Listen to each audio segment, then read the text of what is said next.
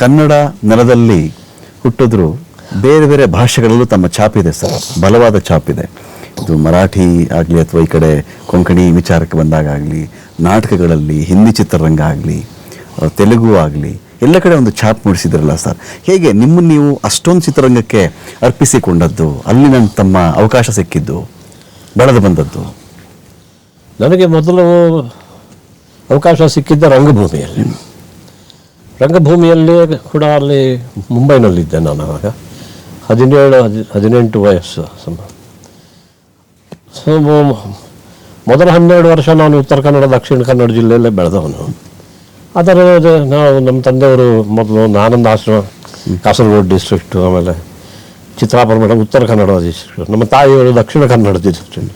ಅಲ್ಲಿ ಒಂಥರ ಪ್ರೊಟೆಕ್ಟಿವ್ ವಾತಾವರಣದಲ್ಲಿ ಬೆಳೆದವನು. ಸುಮಾರು 11-12 ವರ್ಷಕ್ಕೆ ಮುಂಬೈ ಕಳಿಸಿದಾಗ ಅಲ್ಲಿ ಶಾಲೆ 9ನೇ ಕ್ಲಾಸ್ 9ನೇ ಏತ್ತೆಗೆ ಹೋಗಿತ್ತು, 8ನೇ ಪಾಸ್ ಮಾಡಿ. ಅಲ್ಲಿ ಆಂಗ್ಲ ಮಾಧ್ಯಮ ಆದಾಗ ಸ್ವಲ್ಪ ಕಷ್ಟವಾಯಿತು, ಹಿಂದೆ ಬಿದ್ದಿದ್ದೆ. ಇದು ಯಾಕೋ ಸರಿ ಹೋಗ್ತಿಲ್ಲ ಅಂತ ಅನ್ನಿಸ್ತಾ, ಇನ್ನೇನು ವಾಪಸ್ ಹೋಗೋದು ಲೇಸು ಅಂತ ಅನ್ನಿಸೋ ಸಂದರ್ಭದಲ್ಲಿ ನನಗೆ ರಂಗಭೂಮಿಯಲ್ಲಿ ಒಂದು ದೊಡ್ಡ ನಾಟಕ ಮಾಡ್ತಾ ಇದ್ದೀವಿ, ನೀನು ಆ್ಯಕ್ಟ್ ಮಾಡ್ತೀಯಾ ಅಂತ ನನಗೆ ಹೇಳ್ತಾರಲ್ಲ, ಮುಳುಗೋವನಿಗೆ ಒಂದು ಹುಲ್ಲು ಕಡ್ಡಿ ಸಿಕ್ಕಿದ್ರು ಅದರ ಕಡೆ ಹೆಚ್ಚು ಗಮನ ಕೊಟ್ಟೆ ನಾನು. ಆಮೇಲೆ ನಾನು ಹೇಳಿದೆ, ನಾನಿನ್ನೂ ಅಂತ ಅದು 3 ಅಂಕಿ ನಾಟಕಗಳು ಅದೆಲ್ಲ ನನಗೆ ಆ ಪ್ರಕ್ರಿಯೆನೇ ಗೊತ್ತಿರಲಿಲ್ಲ. ಶಾಲೆಯಲ್ಲಿ ಸ್ಕಿಟ್ಸು ಅದರೆಲ್ಲ ಮಾಡೋದು ಬೇರೆ, ಅದರಲ್ಲಿ full time 3 act play with 2 intervals. ಆಮೇಲೆ ಅಷ್ಟೊಂದು ಮೊದಲು ಸುಮಾರು 3-3.5 ಗಂಟೆ ನಾಟಕ ಅಂತ ಮುಖ್ಯ ಪಾತ್ರ. ಸೊ ಮೊದಲ ನಾಟಕದಲ್ಲೇ ಚೈತನ್ಯ ಮಹಾಪ್ರಭು ಸಂತರು, ಅದು ಬಂಗಾಲಿನ ಸಂತರು, ಅವರ ಕ್ಯಾರೆಕ್ಟರ್ ಸಿಕ್ಕಿದೆ.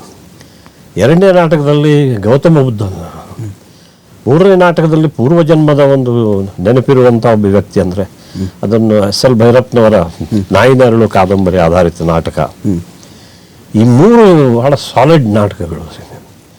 ಈ 3ರಲ್ಲಿ ಎಲ್ಲ ಏನಂತಾರೆ ಅದಕ್ಕೆ ಸಾಲಿಲಾಕಿ ಅಥವಾ ಸ್ವಗತ ಮಾತಾಡೋದು ಅಂತಹ ಸಂದರ್ಭಗಳು ಹೆಚ್ಚಿದ್ದು. ಹಾಗಾಗಿ ಬಾಯಿಪಾಠ ಚೆನ್ನಾಗಿರಬೇಕಾಗಿ ನನಗೆ ಬಾಲ್ಯದಿಂದಲೂ ಅದು ಸ್ವಲ್ಪ ನಾನು ಬಾಯಿಪಾಠದಲ್ಲಿ ಚುರುಕು. ಸೊ ನಾನು ನನ್ನ ಈ ಜ್ಞಾಪಕ ಶಕ್ತಿ ಅಂತ ಅದನ್ನು ಬಾಲ್ಯದಿಂದ ಏನೇನೋ ಕಲ್ತಿದ್ದೆ ಆಶ್ರಮದಲ್ಲಿ ಮಠದಲ್ಲಿ, ಅದನ್ನೆಲ್ಲ ಹೇಳ್ಕೊಂಡು ನೆನಪಿಸ್ಕೊಂಡು ಒಂಥರ ಜಾಗ್ಡ್ ಮೈ ಮೆಮರಿ, ಅಲರ್ಟೆಡ್ ಮೈ ಮೆಮರಿ ಸ್ಟ್ರೆಂತ್. ಅದರಿಂದ ಇದು ಸುಲಭವಾಯಿತು. ಆ 3 ನಾಟಕಗಳು ನನಗೆ ಬಹಳಷ್ಟು ಒಂದು ತಳಾದಿ ಆಗಿಕೊಟ್ಟಿತು, ಬಹಳ ಬಲಿಷ್ಠವಾದ ಒಂದು.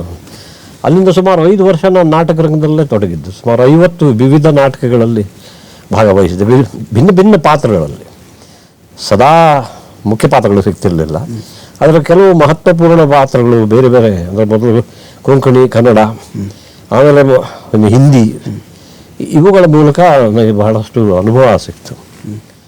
ಅಲ್ಲಿ ನನಗೆ ಒಂದು ಅಂದರೆ ಏನು ನನ್ನ ಆತ್ಮವಿಶ್ವಾಸ ಕುಸಿದೇ ಹೋಗಿತ್ತು. ಅದು ಈ ರಂಗಭೂಮಿಯಲ್ಲಿ ನಾನು ವಾಪಸ್ ಪಡ್ಕೊಂಡೆ ಅಂದರೆ ಸುಳ್ಳಲ್ಲ.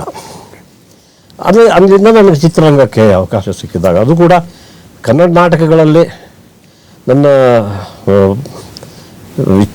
ನಟನೆ ಕುರಿತು ಬೇರೆ ಕನ್ನಡ ಪೇಪರ್ಗಳಲ್ಲೆಲ್ಲ ಬರ್ತಿತ್ತು. ಅದನ್ನು ನೋಡಿ ಅದು ನನಗೆ ಮೊದಲ ಕನ್ನಡ ಚಿತ್ರ, ನನ್ನ ಜೀವಮಾನದ ಕನ್ನಡ ಚಿತ್ರವೇ ಮೊದಲ ಸಂಕಲ್ಪ ಚಿತ್ರದಲ್ಲಿ. ಅದರ ನಂತರ ಆ ಹಿನ್ನೆಲೆಯಲ್ಲಿ ಮುಂಬೈಗೆ ವಾಪಸ್ ಹೋದೆ ನಾನು. ಇಲ್ಲಿ ಅದು ಪ್ರಾರಂಭದ ಚಿತ್ರ.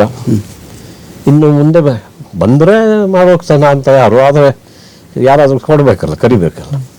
ವಾಪಸ್ ಹೋದಾಗ ಸತ್ಯದೇವ್ ದುಬೆ ಅವರ ಜೊತೆ ಹಿಂದಿ ನಾಟಕಗಳೆಲ್ಲ ಹೆಚ್ಚು ಮಾಡ್ತೀನಿ.